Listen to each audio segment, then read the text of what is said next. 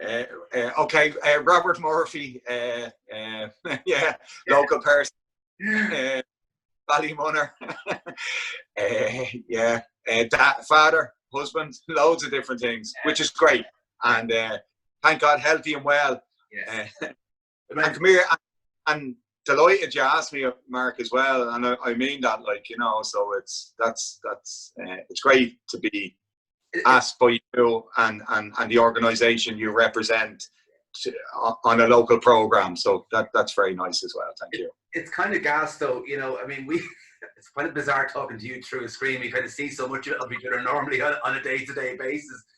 And for those who are watching who are not from Ballymun, Robert runs the Super Value across the way. Robert is the Super Value across the way, but is also involved in Ballymun for Business and many more things which we'll talk about in a few minutes. But Robert, I want to take you back to when you were a young lad, grown up in Ballymun. What were you into? Yeah, so I grew up, Mark, on Balbutcher Lane, just across the way from us there, and you know, thank God, very normal childhood, and kind of remember the flats remember the flats and growing up, and bikes and football, and getting the bus into town, you know, on a Saturday morning, buying a record, Top of the Pops, you know, New Wave, New Romantics, all that good stuff. Like, you know, great memories, and confirmation, communion. Remember having a great priest working with me, just coming up to confirmation through the Holy Spirit School and Church. Lazarus, his name was, lovely guy from the States. Was in the Cubs in Ballymun, the 124th Cub group, Scout group, amazing organisation. Kind of really great memories, and you know, thank God, mother and father and my brother Michael in the flat in Ballymun, and great memories, great neighbours. And a great sense of community, and it was all here in Ballymun. Like, you know, you didn't really need, bar going for a record into the city centre, and you didn't really need to go anywhere else. Everything was here: the church, the shopping centre, clubs, scouts. It was all here. You had it all in Ballymun. Yeah. Come here, did you have the hair? You talk about New Wave. Were you bleached or dyed or anything? Was there anything going on there? Yeah, Mark, but come here, like, just you know, do you know what they say? Youth is wasted on the youth. I'm trying to think of the song, but you know, like, I went through loads of different, you know, Status Quo, AC/DC. This was when I was getting a bit older. Moved to Poppentry, you know, getting into 12, 13, and wearing jolpers and leg warmers, and you know, I had the quiff, and I had the dyed blonde as well. So all that good stuff. Like, I should have asked you. I should have demanded that you bring photographs with you, Robert. Actually, sorry, I forgot about that. Yeah, but come here. That was the thing. Nobody had a bleeding camera, like, so. Well, no, sorry. You know, the real enthusiasts had camera, and I had an uncle that had cine film, and and we were saying he was a weirdo, like, you know, and he had cine film, but like, to look back on it years later, like, he was an amazing guy, like that. He had the patience and the technique and the skill, and you know, to be going off foraging for stuff and getting it down in cine film, and it's incredible. Like, and you know, my dad hadn't got a camera, and I just, look, you know, probably just wasn't interested, but you know, you had a box of photographs, not like now, you have billions of photographs. Like, that's what I think. I mean, that's what I suppose in a way you kind of forget, because back in that, you know, because I remember, like, I still have some photographs from when I was kind of young, but there's a gap. Like, in my whole sort of like late teens, mid 20s, I'm kind of thankful that there wasn't the rake of photos of nights out and stuff, because like now, you know, with phones and with whatever, you know, you're not, there's very few privacy things going on there at all anymore. Yeah. You're lucky you have that gap. Come here to me. When you were kind of like, so you'd be kind of doing your socializing and everything in Ballymun. Like, you went to the Holy Spirit for primary school, did you? Yeah, I went to the Holy Spirit, and yeah, and then went to Trinity Comprehensive after that. And then kind of round about that time, we moved to Poppintree from Balbutcher Lane. And it was kind of, there was 4 houses left in Poppintree. And my mum was determined to get a house, you know, and it was the point system back then. And my dad wasn't working at that stage. And, you know, she used to be down to the corporation, Dublin City Council office every day, knocking on the door, trying to get that house. And lo and behold, she got the house when I was about 12. My brother was about 10 and a half, Michael. And so, yeah, that was fantastic. That was a big, you know, it was a big turning point in our lives, moving from the flat up into the house in Poppintree and going to secondary school at the same time. Like, so, yeah, it's great. That's a big time of it, because even, like, you know, one of the things that, you know, was amazing during the generation when so many people were kind of moving from flats to houses. What was kind of, people outside Ballymun were kind of amazed at kind of courses to make people feel secure from moving from a flat into a house. Because you wouldn't think of that. You wouldn't kind of, but it's kind of strange. Yeah, huge turning point in anyone's life, and then from a stress point of view, do you reckon it's really, really stressful? You know, but again, like, I can remember a family coming together, and my dad didn't drive, and my uncles had cars, and, you know, all that kind of stuff, Mark, and, you know, just pushing for it and making it happen, like, and yeah. So and did you play sport at all, Robert, when you were young? Were you sporty? Yeah, so no, yeah, I tried everything, Mark. Tried football, basketball. I remember Dublin City Council. So there was a few wonder years as well, if you know what I'm saying. Like, so I was in the pipe band, and I tried everything. And, you know, the parents would have pushed us towards everything, myself and Michael.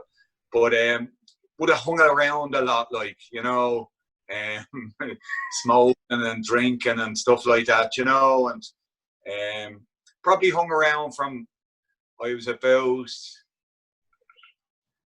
14 to about 18 and a half kind of thing, 19, yeah.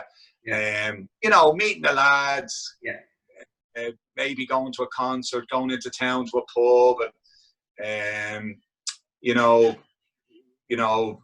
looking for girlfriends, down the gardens, over to Santry Forest, and I got into fishing. I was into fishing for a good few years. Okay. Yeah, and camping, and I was attracted to Wicklow a lot. We'd a house. Our family shared a house down in Wicklow, and we would have went there when we were young. Great memories of holidays there. And then when I got a bit older, bought a tent in town in Temple Bar, Rory's, I think it was, and bought a fishing rod, and would have busted up to Rathdrum and went hiking across Wicklow, and so like I was never kind of competitively sporty when I was young, but I took up sailing then when I was 18, and done a sailing course when I was 18, and fell in love with sailing, and I still sail today. So I'm sailing about 33 years now, and racing well. And I never realised, and this is the thing, I never realised how competitive I actually am. And maybe it's not, and my son is very like this as well. It's maybe not, it's winning, but hate losing, you know, that type of way. You screwed them with that type of competitivity. Yeah, that's the worst kind. Exactly. Really, great. No regrets, as they say. And come here, what sort of gigs would you have been going to concerts about back then? Like, would you be kind of, would that mean something you would have done? I always remember Simple Minds in Crow Park. Now, that would have been it, especially for Ballymunners, like, you know, like you know, we would have got a few drinks or beers or whatever down to the canal, and then off into Crow Park. Then, so that would have been a huge concert. There was a huge edge. Do you remember the Thunder and Lightning that night? It was an incredible. Yeah. Mad. Yeah. That was incredible. That was some concert there, wasn't it? It was, yeah. That's neither here. That's not neither today nor yesterday, though, Mister. No. And then it would have went to the football matches, the Dubs as well in Crow Park. So that would have been great. Like, I mean, the concert was back in 1986. The Mines one, yeah. Geez, you've a great memory, Mark. Now I'd never put a year on that. Like, sorry for disturbing your mind. Come here, and then how did, like, because when I came out here first, like to work, obviously I've kind of been out here loads of times before that for different things, but the van shops were this thing that was kind of, you know, talked about and legends around. Can you explain for people that aren't from Ballymun how that kind of evolved, Robert, and what they were? Yeah, and maybe I'll even go back just a little bit further, Mark. So, like, when I was growing up, like, I was very lucky. My mother was fairly driven. Like, you know, she wanted better, you know, that type of way, and she wanted better for the family and for her two boys, most definitely, and my father did as well. And for whatever reason, she had her eye on business, if you know what I mean. Because I remember growing up, she would say, "No, he owns that," and not in a bad way, and just, you know, she was kind of, I don't know what she was doing or what she was at, but she was always kind of pushing me towards business and doing well. And because, like, I would have left Trinity Comprehensive at 15 and a half and went to America, right? You know, so yeah, I went to America for about a year and then came back, and I was doing a CE scheme, in essence, a FOSS course for about a year, 18 months kind of thing. But the van shops, so the van shops kind of really came out of, when Ballymun was built, there was no real shopping centre, and some people started to open shops and flats on the ground floor. And as the flats got populated, they moved those shops into container units or caravans at the time. And, you know, you have to say it was very entrepreneurial, because like 24 or 25 families or people sited one of these van shops around the Ballymun area and grew their business, you know, out of nothing really, you know. And like, you didn't know anyone that owned the pub, but you didn't know anyone that owned the shop when you were growing up. And to have a business for yourself was something special and very entrepreneurial, and it was a goal for a lot of people in the area at the time, like. So yeah. And how did that happen for you, Robert? What was kind of, how'd you get involved in that side of it? Yeah, so I was kind of really lucky. I was working for a cousin of mine that owned a van shop on Balbutcher Lane, and we lived there, but we moved to Poppentry, as I said. So I used to be doing Saturday afternoons and Sundays all day in the van shop working, and we knew it was up for sale. So I'd come back from America and it saved a few bob, and through just advice from my mother and father at the time, and you know, we knew the van shop was up for sale, and it was up for sale for £5,000, and like, Mark, it was a lot of money back then, you know. But we took the chance, and we bought the van shop as a family, say. But again, you know, thanks to my mother, she kind of always had her eye on myself and the brother, and they kind of put a posh name on his succession planning. So we done that as a family. When I was about 18, I think I was 18 and a half at the time. And did you, did you notice from early on that you had a flair for it? Like, did you enjoy that kind of entrepreneurial side of yourself? Did that kind of come naturally to you? I love the wheeling and dealing, Mark. Yeah, and the you know, not in a bad way, you know, but that you were the decision maker, and you know, it was never been about the boss, but it was just that you had. And I don't think it's even about the control, but just you had.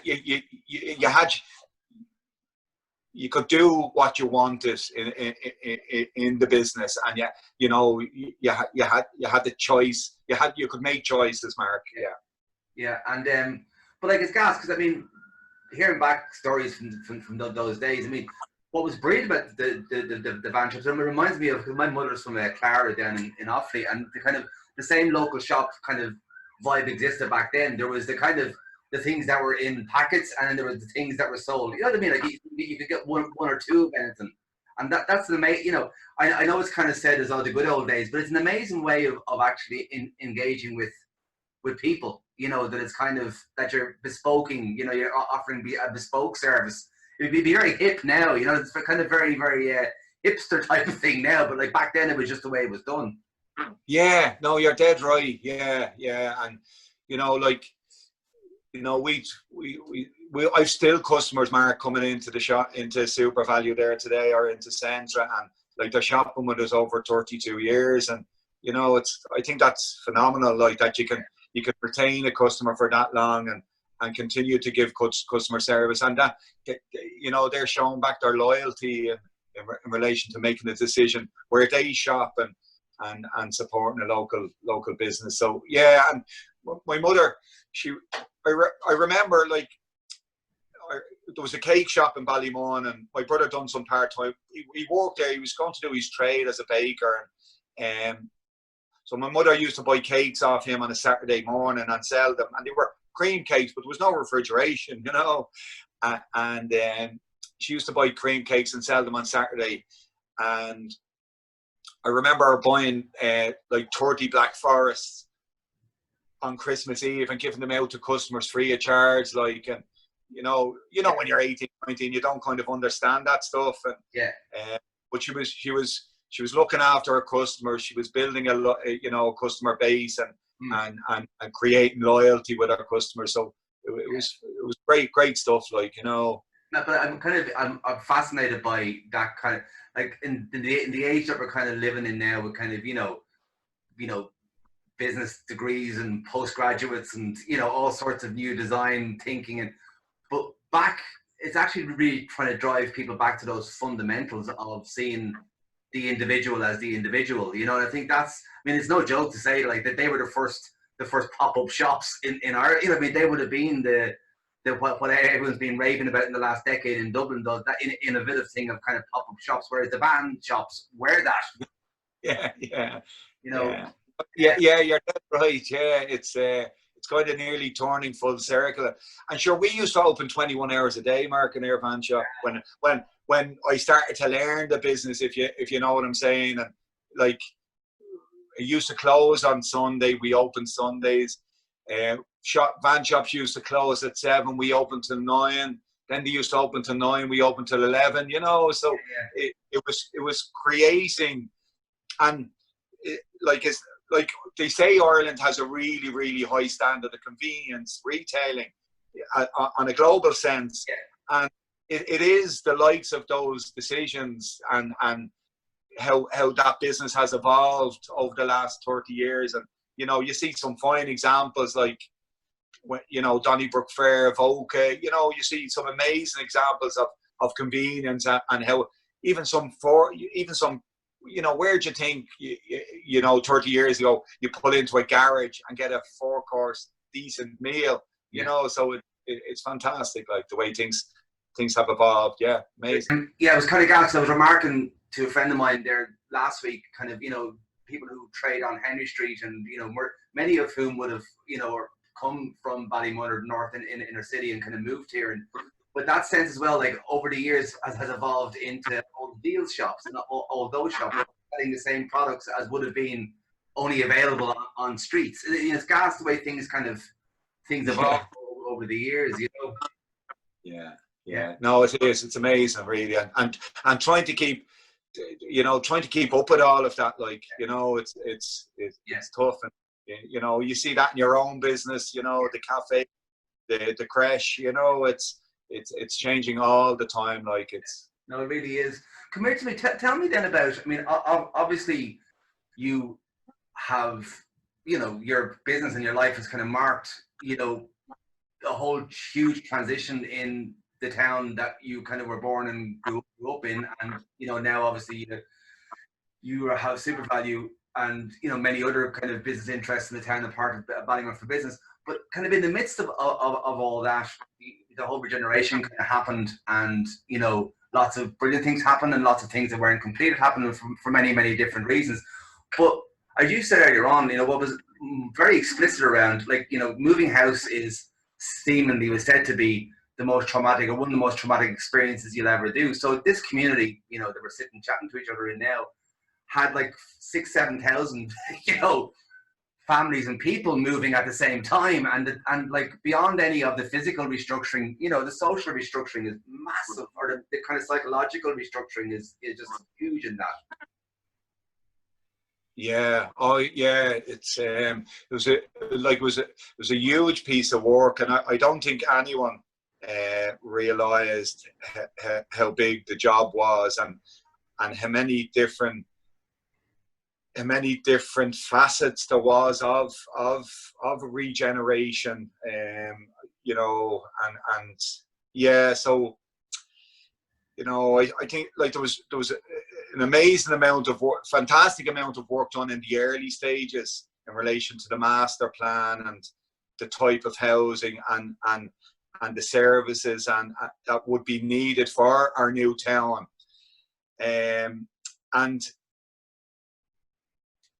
But as time went on, it seems to take forever to do anything, and it's not just in Dublin or in Ireland, but time is our biggest asset, and I think a lot of time was spent I would have liked to see much more pace in the regeneration, because it's 2 decades now, isn't it? Past, and in hindsight, you would have liked it to be done in half of that mark, which I do feel would have had less effect on people, from a negative point of view. Yeah, I think the unfortunate thing, I mean, that's a whole other conversation, and there's lots to be explored in that. I think, unfortunately, right in the middle of it, you had a world recession and an Irish recession kind of happen, which doubled down on kind of issues that were kind of there. And I think that's, I think we're still living in the ramifications of that, both on a national level, but particularly kind of in this community, because, yeah, there was things that had to be stalled or stopped. Yeah, and like we even had pyrite around here, and it's, what did go wrong, what could go wrong did go wrong, and, there was, I'm not sure if you can blame anyone or if you even want to blame anyone, because I do feel, and I spoke to you in the past about this as well, that we have what we have now, and it's all about moving it forward now, and focusing on what's really strong in our community, and moving that forward, and key stakeholders like yourself and Access, Rediscovery, the RECO, Poppentry Youth, Child and Family Resource Centre, they're the key pillars now in our community, Drugs Task Force, and it's how we collaborate and how how we define our future, because I do feel that, that Ballymun, it is there, like every day is a new canvas, and we do get and this is not cliche, it's not something that pops up on Facebook, but we do get a chance every day to have some blue sky thinking and move ourselves forward. Yeah, I think as well, I mean, because you're obviously hugely involved in business networks in in this community, and then linking that into kind of nationally. And I think it's fascinating to see that amount, that really going back to kind of the kind of van shop here, there's an awful lot of individual local people now setting their stall out and looking for mechanisms to develop their own work, both within the commercial sector, but also what I feel hugely is, say, within the artistic sector or in the childcare or in the community. And it's looking for more government support in those kind of in those wider areas, but looking for ways of them hitting the ground running. I think that's why Ballymun for Business and the likes of that kind of really help. But I think it's kind of, it's making people feel safe in their ideas and safe in trying things as well. Yeah, and yeah, no, you're dead right, Mark. And those supports and mechanisms, yeah, definitely. And then, you know, people having confidence and you know, belief in themselves as well. And I think that's the piece I like about Ballymun for Business the best. It's actually just for people, especially coming on board for the first time, and that they know there's grounded local businesses that they can talk to and that are there for support and advice, and hopefully, you know, at the end of a phone at any time to give some, you know, maybe insight into past failures or experience that we would have had to new businesses. And I think that's worth its weight in gold. And yeah, and that networking piece and local people doing business with each other, because, you know, I do believe that, you know, a local economy is so important. You know, money's not everything, but I think a thriving local economy is good for Ballymun Inc. And you know what I mean? Like, I just mean, like, yes, it'll support people in full-time employment, but also young people getting jobs and transition year, and, you know, evening work and you know, training and the arts that are there on your doorstep, and you know, a gateway into college, and that all these things are locally based, that we can, you know, that any avenue you do want to go down to put your energy is local here, and then, but also that the economy and the community here reaps the reward of young people's, you know, whatever they choose in their lives to do, that they do it in Ballymun, and they enhance the community in Ballymun, and they enhance the economy of Ballymun as well. So, you know, it's kind of that, I know the environmental sector is, you know, kind of grasp the whole circular economy piece, but I think local economies have always been circular, and they need to be circular, because otherwise the money's going outside the community, or the talent is going outside the community. But we need to keep it circular to flourish, I feel. Yeah, I think it's funny, you know, obviously, you know, the way Ballymun fits into the city and the nation is kind of fast, because, you know, here there's been so much pain and learning and, you know, great work on individual people's levels throughout the generation and before. I think there's also about, you know, reconnecting that trust, that kind of sense that people, that community spirit is that Ballymun has in absolute spades, but like that there's kind of trust. That for me, I feel Ballymun's big on trust. You know, it's about kind of, you know, you can't just expect somebody or something to trust you because of you say you're trustworthy. You have to show the fact that you're going to turn up, and I think that's what most communities need, is just people that turn up, or people that are dependable, governments that are dependable, social structures that are dependable, that they can trust. And I think it's, how do we recalibrate that trust? Yeah, and like, if you look around us as well, like, you know, I think you know, on one respect, like, I do think, like the Santry, Glasnevin there as well, they, you know, okay, you'll probably get some of it in the heart of Finglas there as well, but like, you know, there is that community, the community spirit in Ballymun. I haven't experienced that anywhere else, and I know, you know, I grew up here and I run a business here, but I have been to a lot of towns over the years, and the way people greet each other, or the way they, you know, they greet each other on the street. When strangers come into the town, they're greeted as well. And, you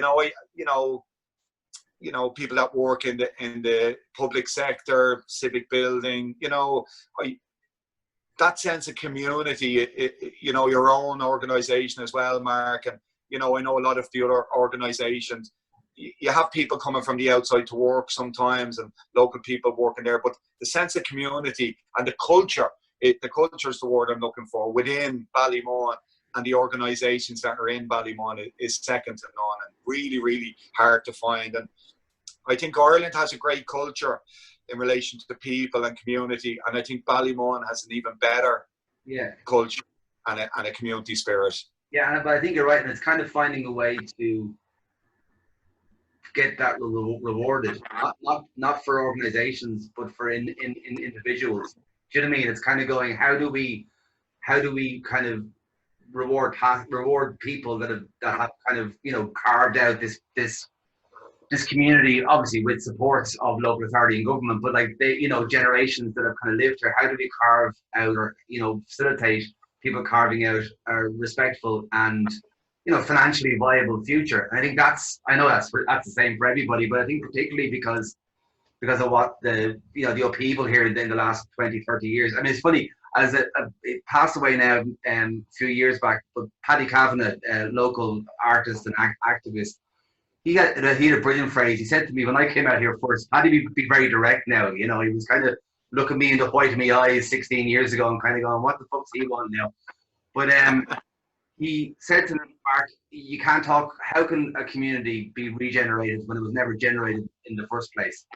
Like, I do feel that, and you touched on it there a little while ago yourself in relation to the recession, 2008, 2009, and I think we've all had it was a long road. It was a long 10 years there in relation to the community services and the community sector in Ballymun.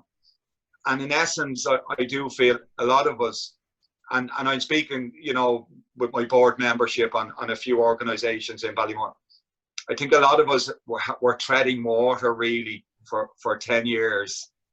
And that was really, really tough, you know, like those, and, you know, I consider myself really, really lucky that business is not all of me, you know, it's probably a third of me, Mark, really, if to be really honest with you here today. And I do feel the community stuff is another third, and then my family is the other third. But I think we've all had a really long road in community over the last 10 years. And I know I could imagine the same for yourself. We've gone out here some days and you're actually drained from knowing what's going on in our community and knowing what you'd like to do within our community, and knowing that you haven't got the support from either a local or national organisation to be able to make the stuff that is right in front of you that needs to change, and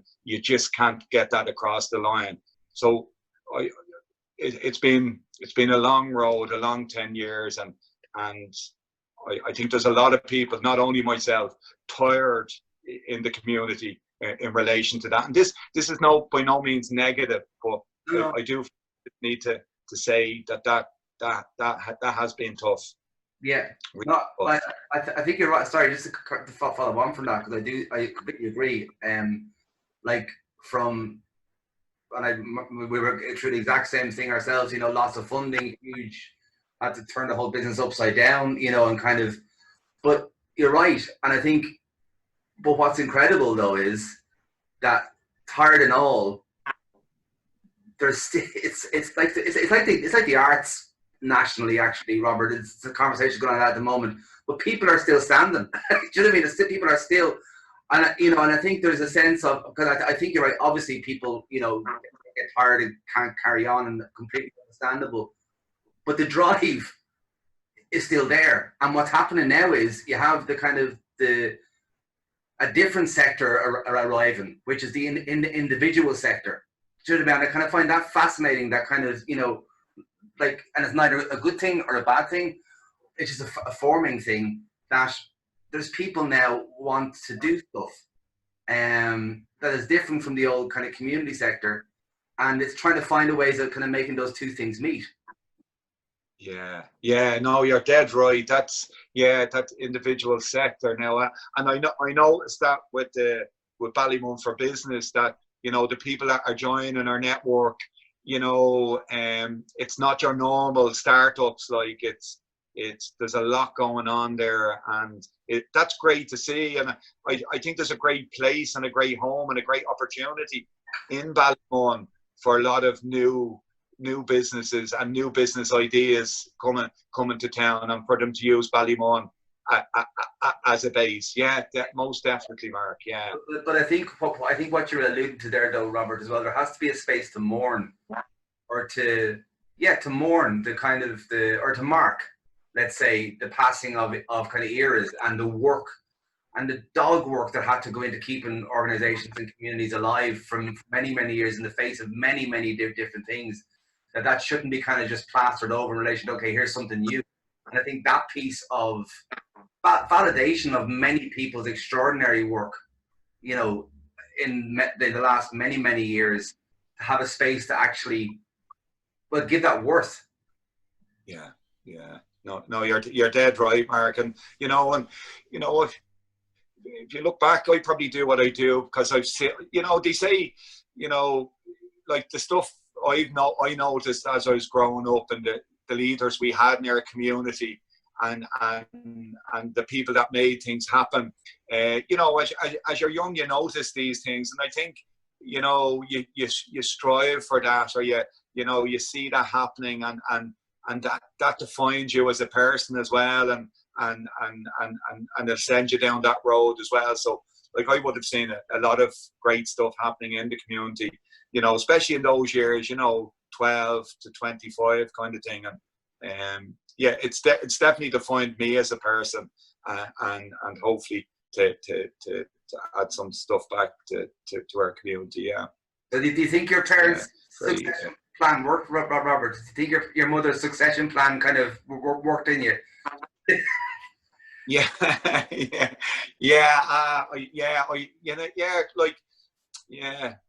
refer to her a good bit, Mark, once, twice a week, that type of way, and like we're all healthy, and you wouldn't believe I cycling home the other night, and my mum died at 46, Mark, and I'm 51 this year. Sorry, 51 last week. And thank you. And so, like, you just have to thank God for every day, like, and my dad lived to 77, and and he's seen his grandchildren. I'm going to be a grandfather in 3 weeks. Hey. So and my brother's 5 children as well, and they're all great, and you look like all mad as brushes, like my own. So I think everyone's mad as a brush, aren't they? I think everyone's mad as a brush. Some people hide it better, and it's by and large those people that I don't trust, the ones that can hide their madness. Come here, you mentioned cycling there. That's a big thing for you, isn't it? You do an awful lot of cycling. Yeah, but come here, we here it's gas. So, like, so we've park run in Ballymun now, right?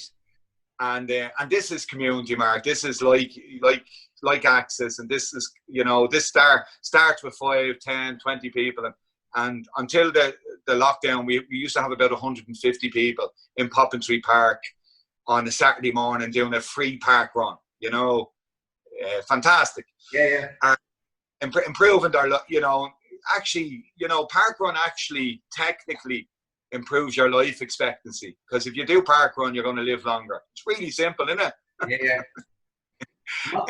So it mightn't be like that when you're doing it, though. No, definitely not. No. Especially on the 3rd K.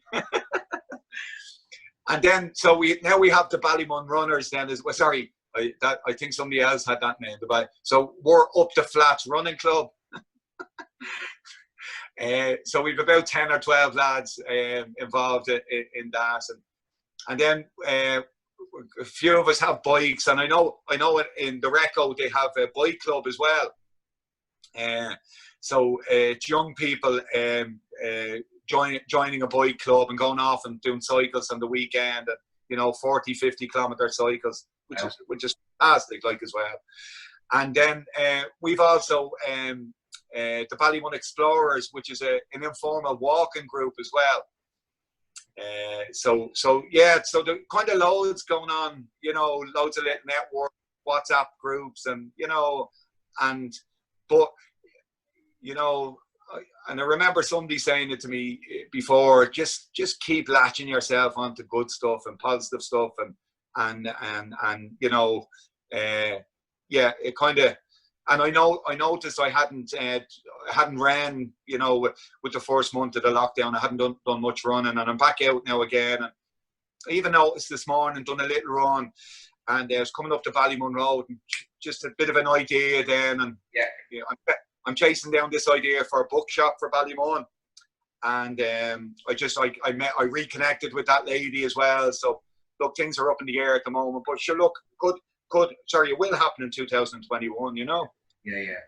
Come here, listen to me. I'll let you go. Thanks a million, Robert, for taking part in this. Sorry, go on. Geez, Mark, as I said, I'm honoured that you asked me, and delighted to be part of it.